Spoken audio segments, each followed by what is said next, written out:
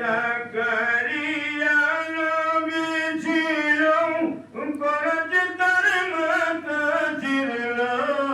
জাকারিয়া নবী ছিল ফরজ তার মাতা ছিল মাতা হয়ে দ্বিখণ্ডিত উহু কেন করলেন না আল্লাহু আল্লাহ আল্লাহু